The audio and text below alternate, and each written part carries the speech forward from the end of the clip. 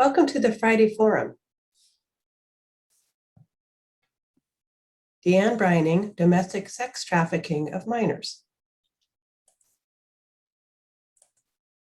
Today's presentation will be recorded. You can see it in two ways, on the Renaissance Society Forum channel on YouTube or from the Renaissance website. If you have a question, down at the bottom of your screen, there is a Q&A button. Simply hit the Q&A button, type your question, and hit send. We'll be answering questions at the end of the presentation. The chat is disabled. Closed captioning is available. If you would like to turn it off, click on the CC Live transcript button to show or hide subtitles. You can also adjust the size of the text using that button. So it's my pleasure to welcome DeAnne Brining on domestic sex trafficking of minors. She is a licensed psychotherapist and nurse who has worked for over 20 years with minors who have been exploited by sex traffickers. DeAnne is dedicated to fighting this issue by providing therapeutic services to the victims and educating professionals and the community about this current epidemic. She also has a private practice in Sacramento and Oak Park that provides care and services to those who have experienced such deep trauma. She will open our eyes up to this horrific epidemic and show how medical experts and law enforcement are diligently working to control it. Please welcome DeAnne Brining. Hi there. Welcome. I want to thank the Renaissance Society for having me come talk about a topic that has been such a prominent part of my life for almost 20 years. The topic is domestic minor sex trafficking. However, in my years of working with these girls and young women, I've really never met anybody who didn't start when they were 13 or 15 or 14, 17. So it really applies to all of them. This topic, because it's so complicated and has so many variables, it can fill hours of education presentation. We only have a little bit of time today, so I'm going to smash a lot into a short time. But my goal is for people to have a clearer picture, not a complete picture, because like I said, that's hours and hours. So the PowerPoint has a lot of information as I'm going through. You don't need to read all of it. I'll be talking about the parts that I really want to accentuate. And we're going to go through 5 things. Number 1, facts, information, statistics. 2, trauma, its effect on cognitive and psychological development. 3, bonding and trauma bonding. 4, a little insight into the pimp. And 5, what to do, or really what not to do, is what I find most of the time. All right, let's do the PowerPoint.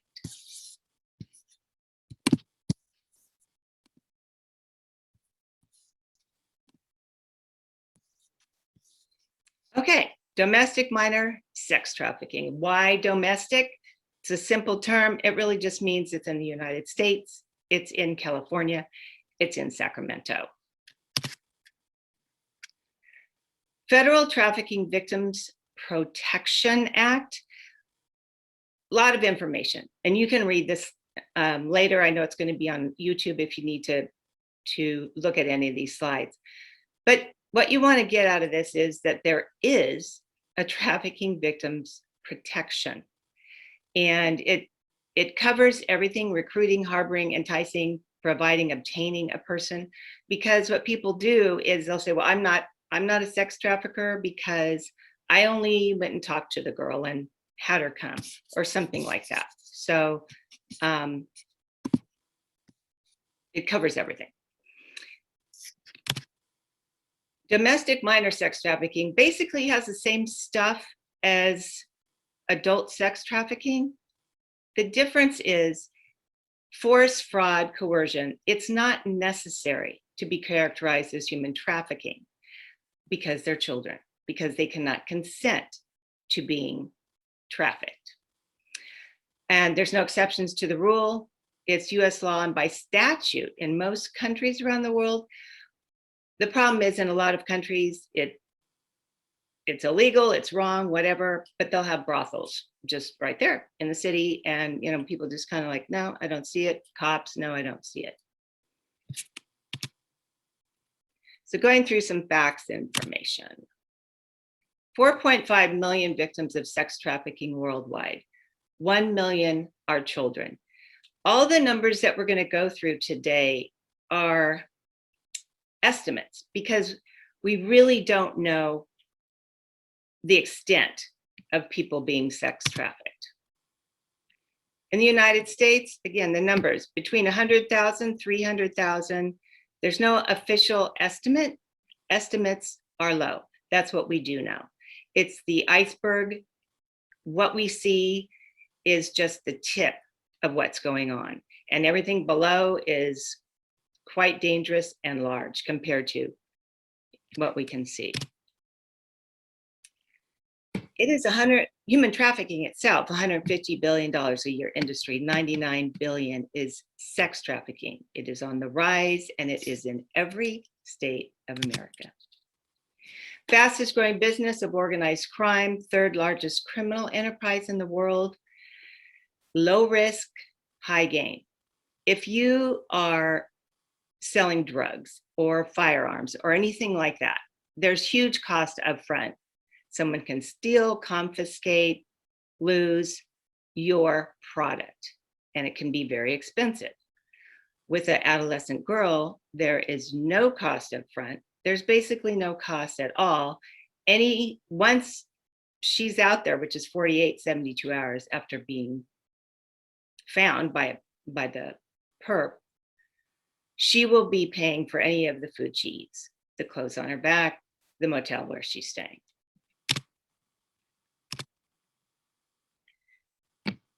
A pimp can make 100,000 to 200,000 per victim each year. Average pimp has 4 to 6 girls. Some pimps, especially like here in Sac, they may have 1 or 2. Other places, Oakland, they may have 6 or 10. And it kind of varies too. It goes, but the idea is, it's a lot of money that these pimps are making. They implement a nightly quota, could be 800, could be 1,600. The point of the quota is that if that girl does not bring back that nightly quota, there's serious consequences. 12 to 14 years old is the average age of when children start to be sex trafficked. Homeless teens that are out on the streets, they're going to be lured towards prostitution pretty fast. It's estimated that 78% of transactions for sex with underage girls start on the internet. The technology, unfortunately, has made the process of selling humans too simple. There are apps, just like there's DoorDash or Lyft, that people can pull up on their phone and they can get their DoorDash and a girl within 15 minutes. The top states in the United States, and these will vary depending on who's gathering all the information, but California is one of them. New York, Texas, Florida is right behind Texas. In California, you have San Francisco, Sacramento, Los Angeles, and San Diego. Countries, Latin America, Brazil, Thailand, Pakistan, and the United States. In Sacramento, we have our own sex trafficking unit, Child Exploitation Task Force. It's through the DA's office, which is great.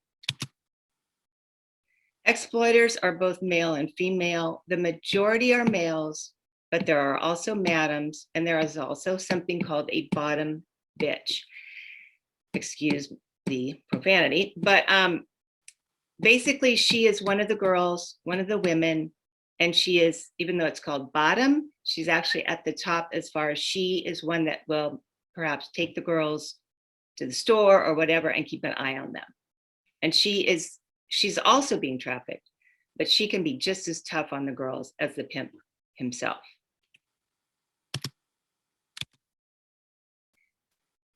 Even though sex trafficking is on the rise, prosecutions are down, does not mean that it's going away. It means that it's very hard to prosecute this.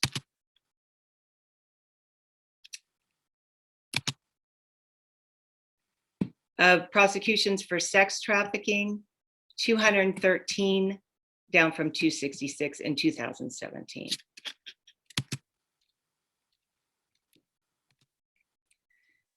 Sex trafficking is a form of modern slavery. Trafficking such as pimps, johns, madams, they use violence, threats, lies, money, drugs, other forms of coercion to keep children and adults to be sex trafficked against their will.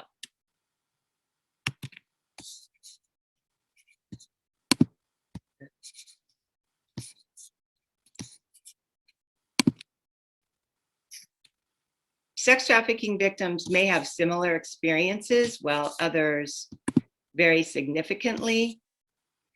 Some have been trafficked for a few months, while others can be trafficked for years.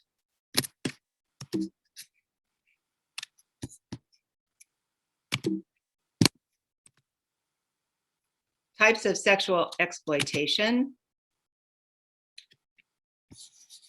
street prostitution, the stroll, and the blade. And when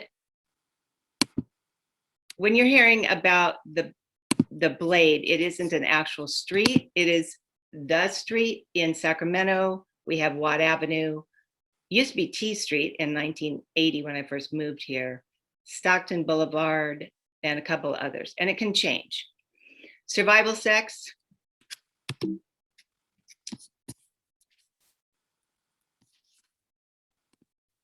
Internet websites, Redbook, Backpage, which has been taken care of by Maggie Crowell, and Craigslist, and all other sorts of websites. Backpage was an internet site where they sold sex. The problem was that there were so many layers to protect the actual people, it took a long time to get them prosecuted. Obviously, businesses with sexual focus, of course. Brothel-based prostitution. Brothel-based isn't so, there's not a lot of that in the United States, just because it's illegal. And if you have a brothel and people know about it, it's most likely going to be shut down. There was one in Elk Grove a couple of years ago, but brothels do still exist here, but they really are more in places like Thailand, the Philippines, India. Truck stop operations. Maybe you've seen like 20/20 or 60 Minutes, and they go in there with the nighttime cameras and they see the girls being dropped off, they come a couple later, pick them up. And most of the time that girls are out being trafficked is around 10 o'clock at night to about 5 o'clock in the morning. That is most of the time when they're doing that. The Super Bowl is commonly known as the single largest human trafficking incident in the United States. People and their teams, they're all charged up. There's drugs, there's alcohol, and there's a lot of people being trafficked, male and female.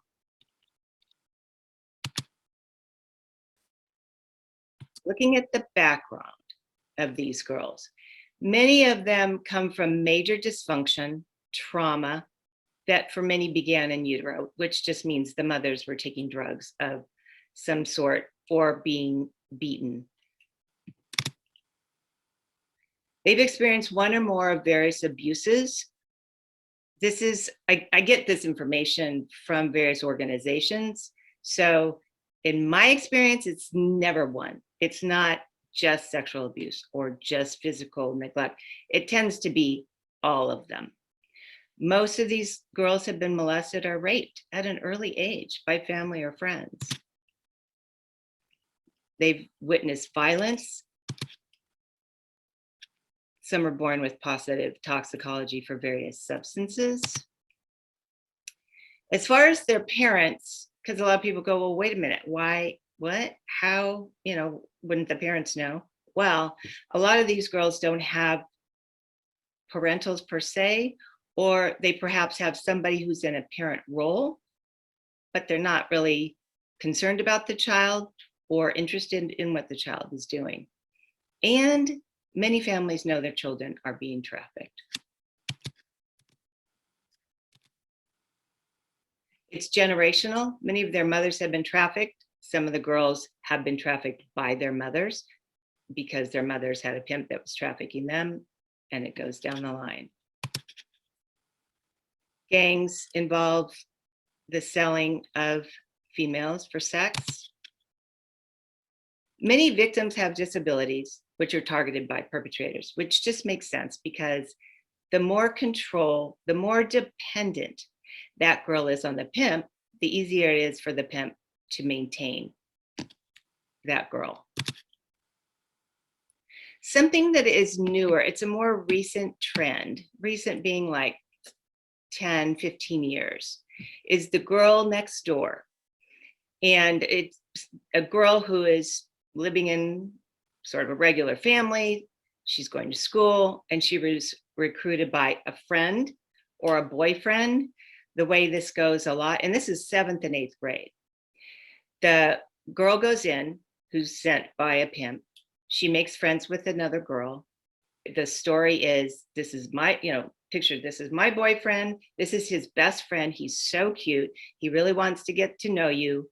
They're going to be at a party, and bam, the girl goes and they're taken. Many victims think this is a new adoring boyfriend. It is not logical. And as adults, we would say, no, somebody is not in love with you in 24 hours or 20 hours. But what they will do is come in and it's, you are the most beautiful thing I've ever seen. You're so talented. I can't believe I had a life before you. I love you very much. And then 24 hours later, babe, we have to get some money. This is a one-time deal. And she's in it. And then it just continues. How are they chosen? We're going to look at the traumas and the abuse and the things that affect these girls. But a lot of times people ask me, how are they chosen?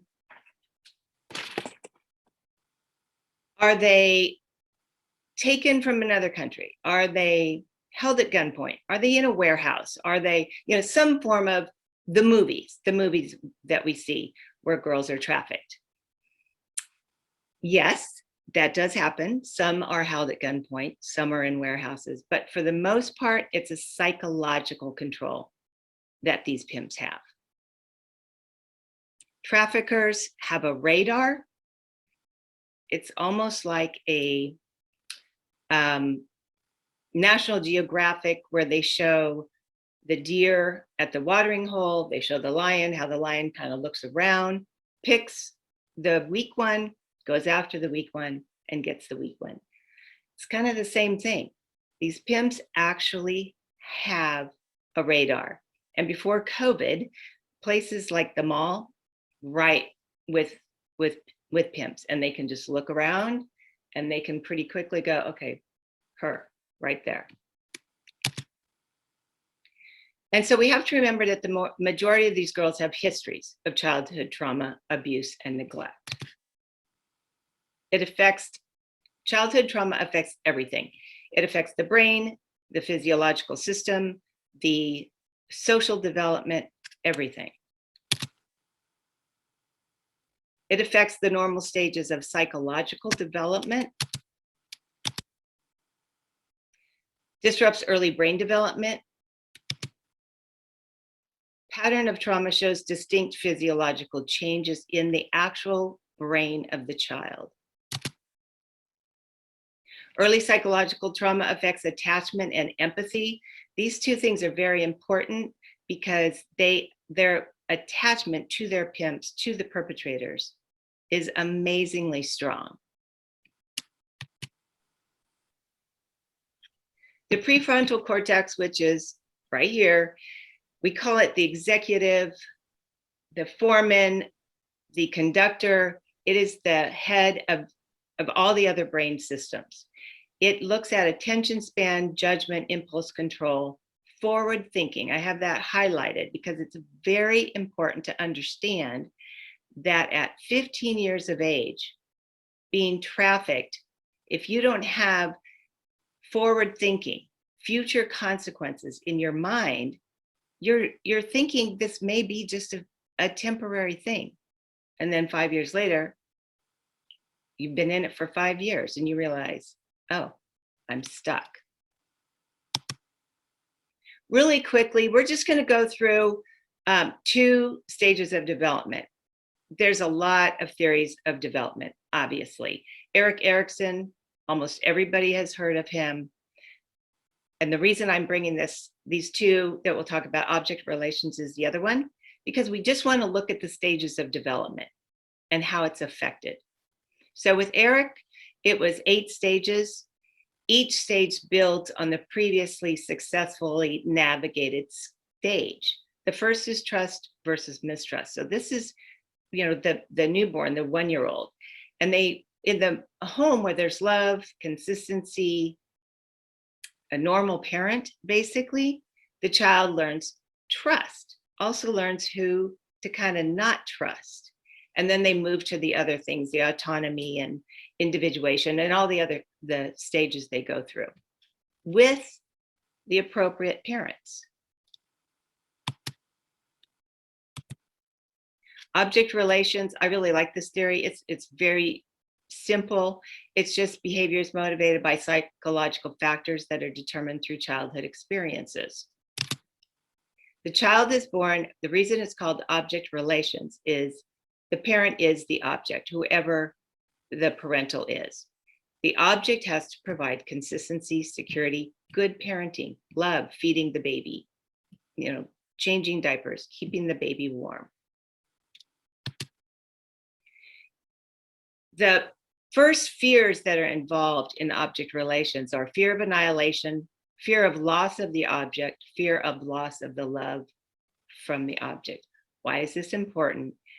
Because when we look at how these girls bond to these pimps and do not get away, this is part of what's happening. Their fear of just being separated from their pimp that has become everything to them is enough to make them change their personality, do whatever they can to make the object love them. And with the good enough parent, that's what they call it in object relations, which is basically us normal parents who do, stupid things, but we do the best we can.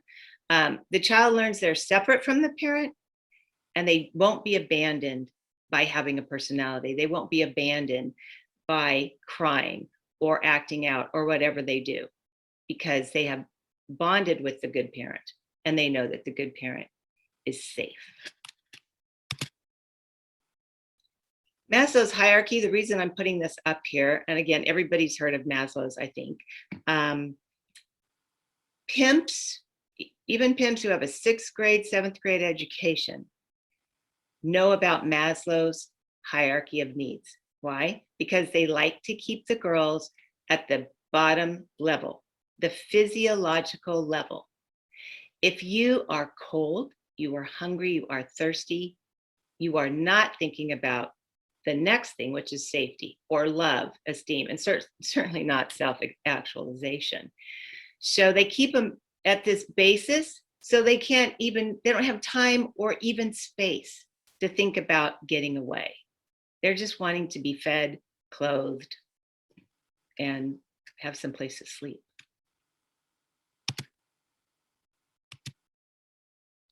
Okay, so this is why we looked at the stages of development very briefly. Many sex trafficking victims haven't successfully completed the first stages of object relations.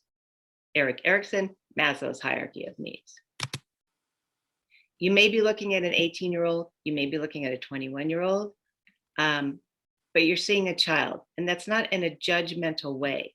It's in a way of understanding why they make the choices they do and how they behave. Bonding. Biological emotional process of attachment. Pretty much everybody has heard about bonding. As a matter of fact, it's become in young couples now who are having babies, they call it the first hour, the golden hour or something. I don't know what it is, but it's basically that they're, telling, older people that see, bonding is very important. That first hour, the parents are supposed to, we're like, yeah, we know. But bonding is important for the infant as well as adults.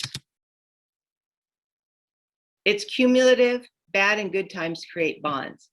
Lots of bad times create bonds that are not good bonds. Good times, which create good bonds, healthy bonds, make us feel good in the family that we're in, make us feel healthy and secure. We tend to think of the term bonding, if someone just hears the word bonding, they think, oh, bonding the baby or people bonding together. But it's positive and negative.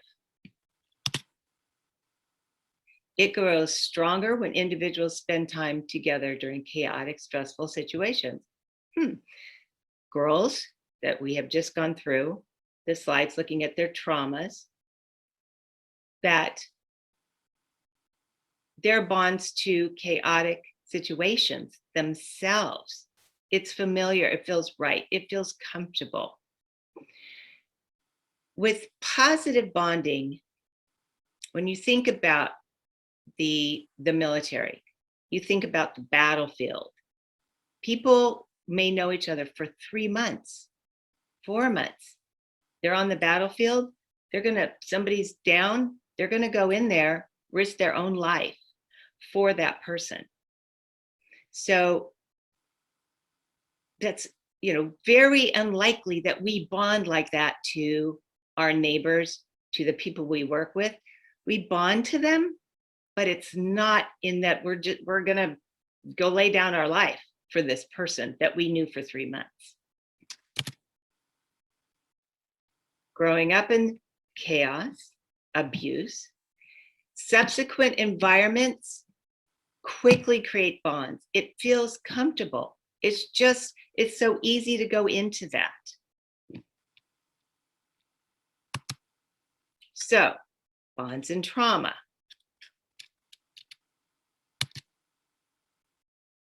Phenomenon referred to as traumatic bonding, traumatic bonds, Stockholm Syndrome.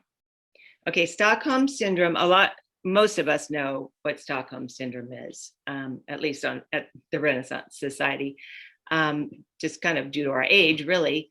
But what it was is in 1973, in Stockholm, Sweden, there was a bank robbery, and the bank robbers took the people and put them in one of the vaults. So it was a small environment, and they were kept there for 2 to 3 days.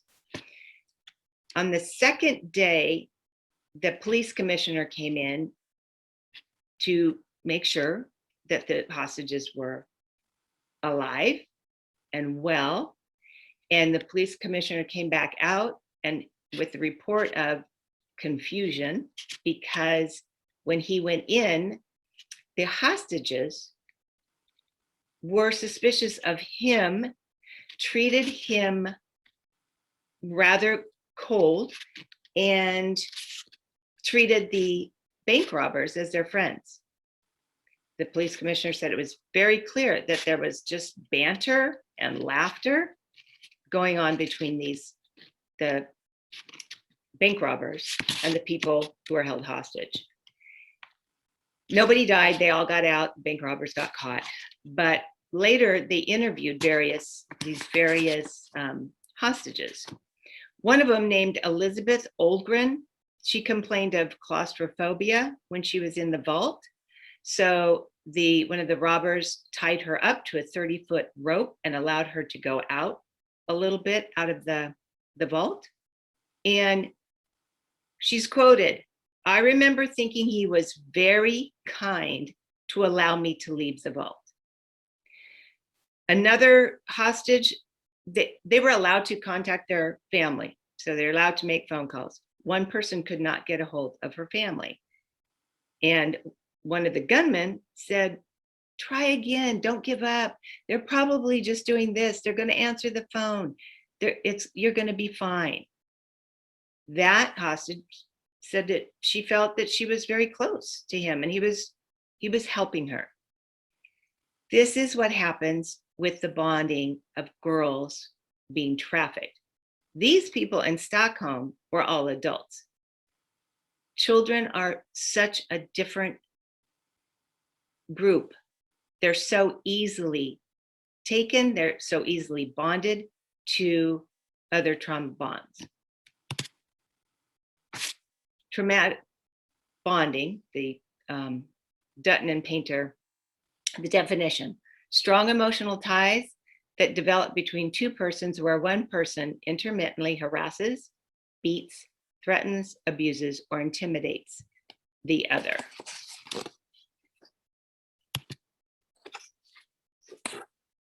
Trauma bonds is a phenomenon referred to as traumatic bonding, trauma bonds, and Stockholm Syndrome. Sex trafficked victims experience it. It's coercive control. Perpetrator instills in the victim fear, but also gratitude. And that's the piece that we need to understand, because so many people just don't understand how these girls don't leave if they're not under lock and key, if they're not chained to a bed in a warehouse, that they are kept there because they love the pimp and they feel that any perceived favor, like a Happy Meal, means that person loves and cares about them. The same thing as Stockholm Syndrome. Another Stockholm Syndrome experience was Patty Hearst. I think most people have heard about that also. And she was taken and she spent time in prison because people didn't understand trauma bonds in 1974.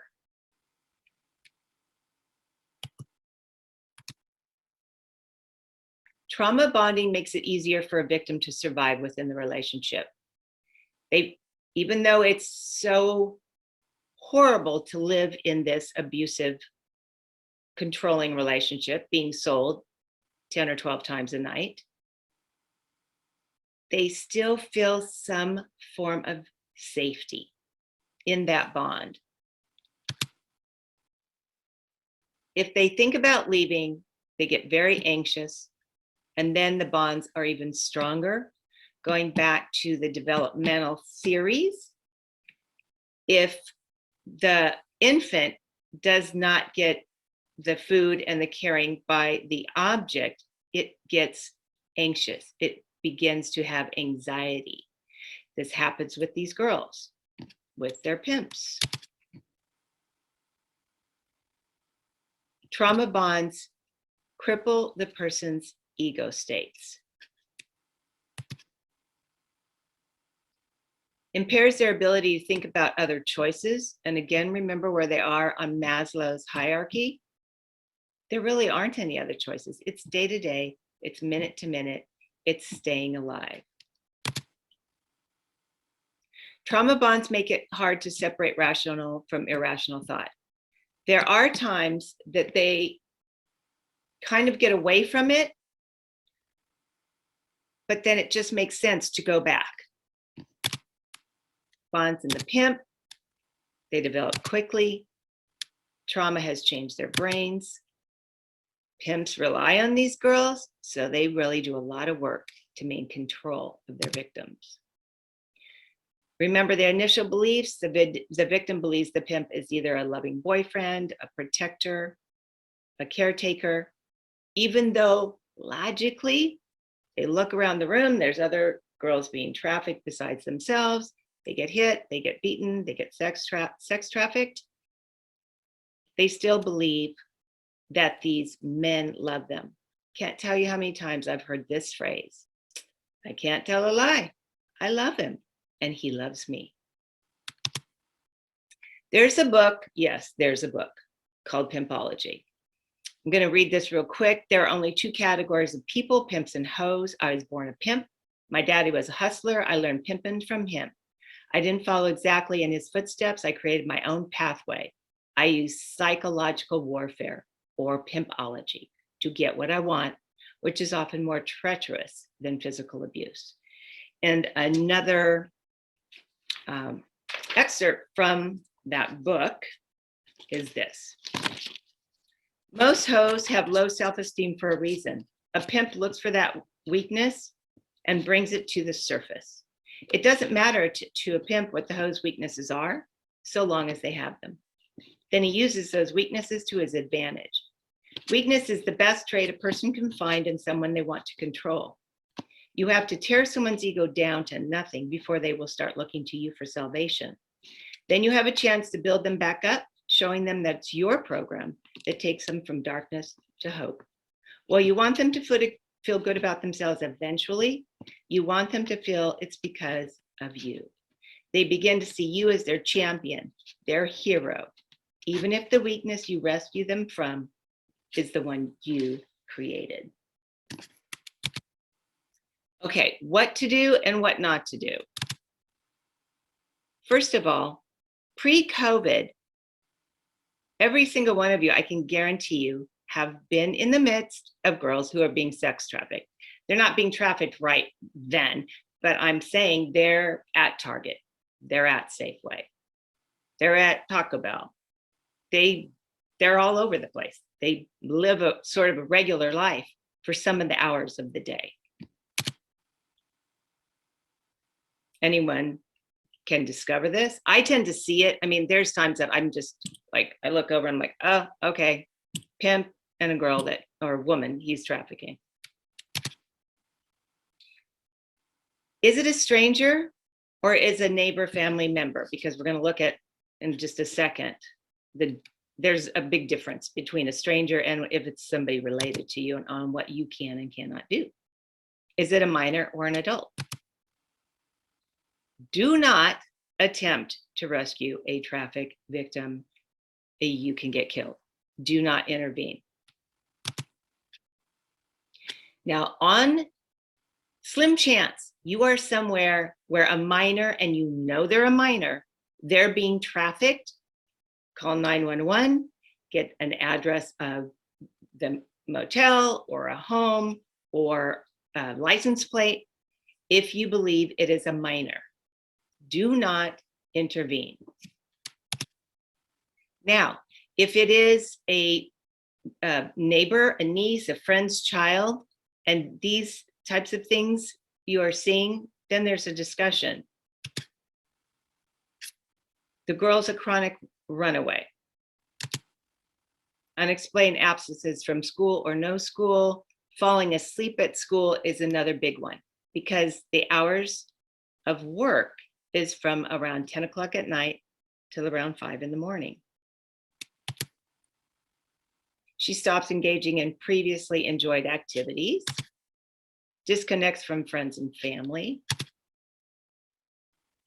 Now, I know irritability and oppositional kind of sometimes are just words that we use with teenagers. However, it's the difference. If you have a child who is a certain way, and then you see this difference along with all the other indicators.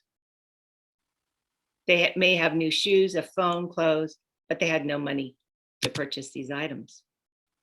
You hear on the phone or in a text language such as a date. When they say they have a date, that means a date with a John, basically.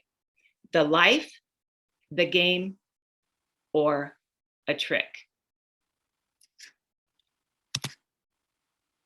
Here's the organizations and phone numbers, and there's a lot more than these. I gave mostly the one, I love Polaris, has so much information. The hotline is obviously if you have somebody who needs to be helped. But the others are more local. City of Refuge, SACPD. And what I really want everybody to, like I said, we went through so much today, but to just come on and say, well, these are the facts and figures, people still are going to wonder, well, why are they still being trafficked? So my hope is that this is just a beginning for people, and anybody who has time to volunteer or provide services, volunteer at places, it would be great. And so now we're going to have questions. Thank you so very much, DeAnne, for this information. Personally, I'm just overwhelmed and exhausted from learning about this, and I can't even imagine what it is to be a victim of it. But thank you for your active work in it and education. We've got a number of questions that have come in, and I think it's going to address some things that people will appreciate hearing about. So let's get going on those. Okay. The first one is, what should we change to prosecute more? Laws. And they're basically laws, but also information. And that's why I do a lot of presentations that I do. The more that people understand that this is happening, and it's happening in our city, next door, in Target, whatever, that people will actually support new laws, that they will support prosecution of the pimps or the internet sites. Okay. Are customers pedophiles of children? Yes. I mean, just by definition, yes. There are a huge majority of the Johns or the Tricks that want a child. They want a young person, a 12-year-old, a 14-year-old, a 15-year-old. That's a request, unfortunately. Is there a difference between a John and a pimp? Yeah, the John is the customer, and the Okay, pimp is the perpetrator. gotcha. You put up a slide and you referenced survival sex, but you didn't talk about what that is. Can you? Okay, so survival sex is a runaway meets a guy on the light rail, and he sees that she's hungry, lonely, whatever, invites her over to his home for whatever. And then, if I'm going to feed you, if I'm going to house you, you need to have sex with me. Mm-hmm. Okay. Would legalizing prostitution cut out some of the trafficking? No. And a lot of people think that. Most women, again, remember, if they may be 29, 26, they were trafficked to begin with as children. And so legalizing this just says it's okay to traffic people. That it is legal in Nevada, and there's a place called the Mustang Ranch, which I'm sure a lot of people have heard about. I never heard about it when I was growing up in Southern California. When I moved up to Sac, I heard about this place. I was like, what? But the reality, and I've known girls and women who've worked there, and even though it's legal, it's not good. It's not a good life for them. And they're still beaten. They're still trafficked. You talked about girls. Are boys also trafficked? Yes, they are, absolutely. Not at the same percentage. I mean, it's like 12%, but I don't work with them. So, well, I've worked with them, but not in the extent that I've worked with girls. Absolutely, there's boys, but I don't present on that because I don't have a lot of personal experience with that. How often are victims moved outside of the city they're first discovered in for trafficking purposes? A lot. And the reason why, there's actually, in the book Pimpology, there's actually a statement about why they do that. And it's basically, if you keep people unbalanced, they're in Oakland, but then they're in Las Vegas, but then they're in San Diego. They don't have time to put down any roots, even roots as if you live in Sacramento the whole time, you're going to meet somebody. And you could meet a friend who says, oh my gosh, you're being trafficked, tells you you're being trafficked, And now the pimp, loses his commodity. Okay. Why is Sacramento so far up on the ranking of cities for sex trafficking in California? The cities don't have any magical thing about them. There's nothing different or like the kind of people who live in these cities. It's just geographical. So if you look at a map, it's geographical, freeway, highway, and flights, airplane flights. So Sacramento, going, Oregon, Washington. Sacramento can go to Reno. Sacramento goes to Oakland, to San Francisco. I-5 goes to Los Angeles. Los Angeles goes back over to Nevada. Okay. A couple of people have asked what they can do as volunteers. Well, pre-COVID, a lot. And so we're going to get back to that again once everybody can be around people. And, there all the different organizations, and all you have to do is, like, you can look at the list that I put on there, but there's a lot more. So you can just call those people and say, how can I volunteer? What can I do? I mean, it depends on how much you want to get involved. There's, obviously everybody who works, they will have to have a background check, to make sure they aren't pedophiles. But from stuffing envelopes for a benefit to helping with childcare, helping with tutoring, because these women, by the time they're 20 or 21, but they only have a 6th grade education, and society is saying, get a job. Well, okay, I need some school. So yeah, there's a lot of things people can do. And if somebody is a professional legal wise, get connected to the programs that can help change it legally. Okay, thanks, great. Is it true that sometimes victims frequently have 2 cell phones, one for work, one for other calls? They'll only have 2 cell phones if they're still connected to a family member of any sort. And family meaning that, all types of family. And the reason for that is obvious, because if you have an auntie or even a mother or somebody that needs to call you, or if you're in their presence, you put your phone down and you're getting called, so they're the only ones who really have the 2 phones. Because most pimps don't want them to have the other phone. Okay, makes sense. And when I worked in a group home it was only for girls being taken out of sex trafficking, they had a real hard time giving up their phones. It was very interesting, that psychological bond to the pimp or to the bottom bitch or to one of the other, females that they were around. If a teen is thrown out or wherever she's living, say at 5:30 p.m., where should she go for safety before sundown? Okay, that's again,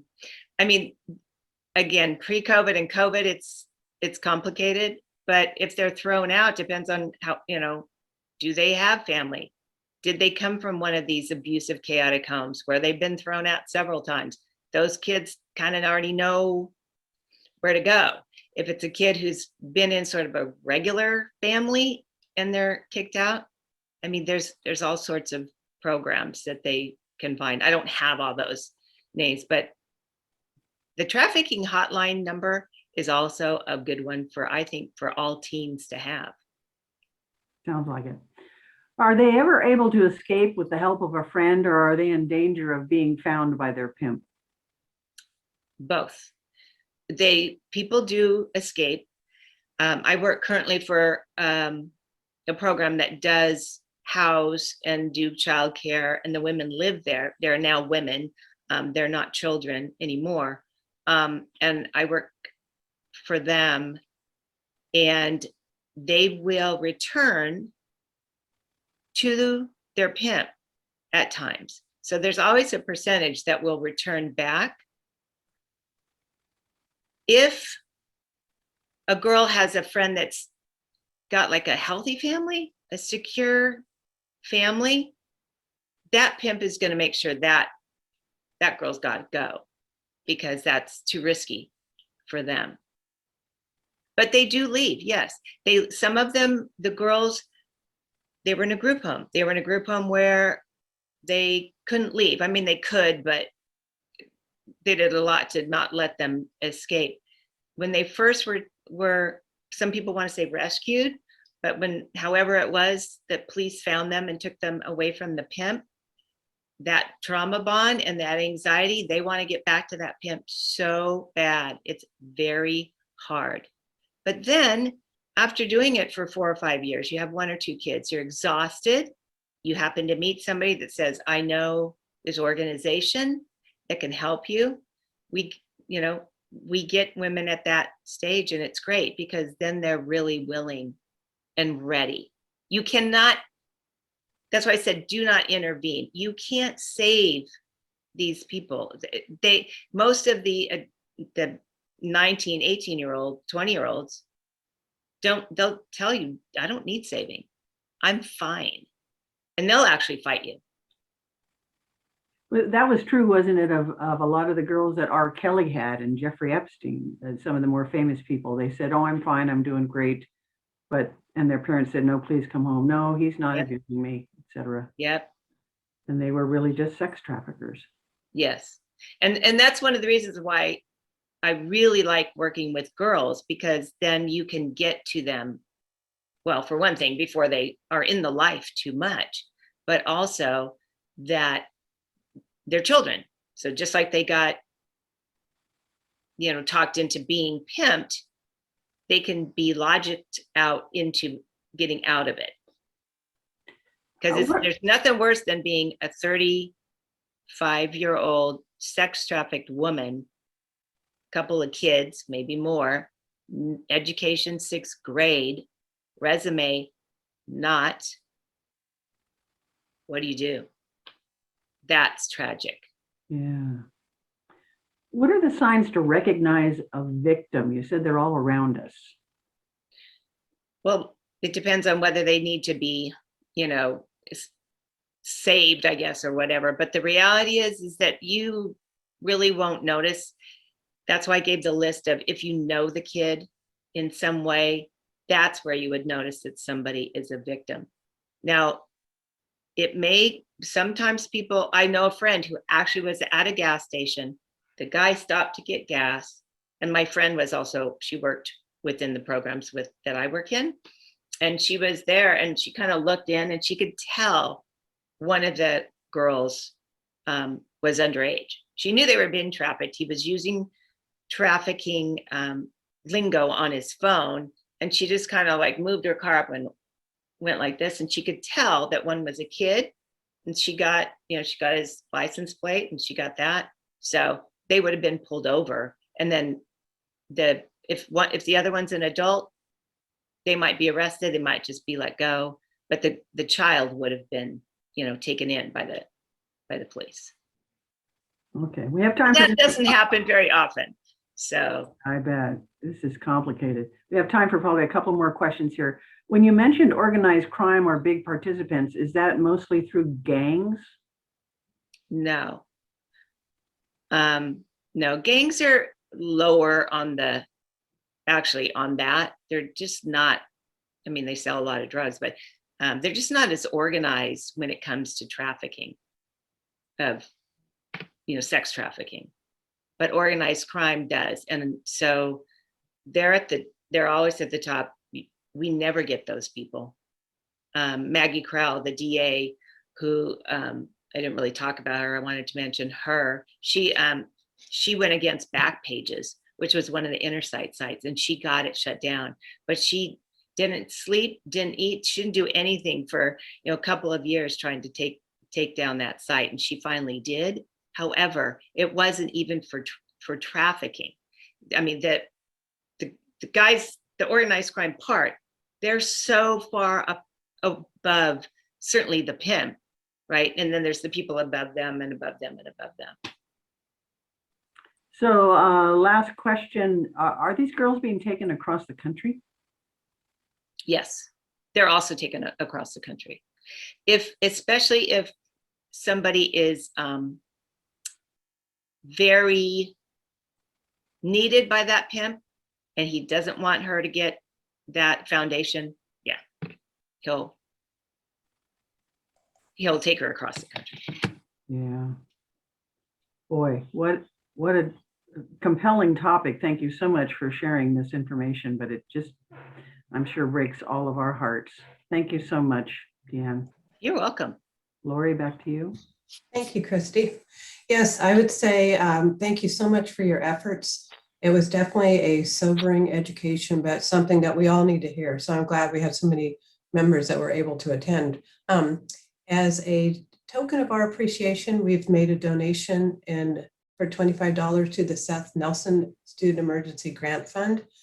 This fund assists students who experience a financial emergency or unanticipated expenses. So all of our members are welcome to join to that, but we're definitely appreciate you doing this presentation.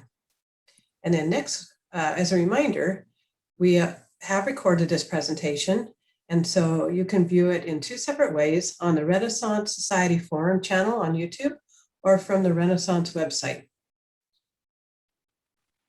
And next week's forum is another very, very compelling one. Faye Wilson Kennedy will cover understanding the unhoused in Sacramento and California. Thank you so much for attending the forum this week. Have a great weekend.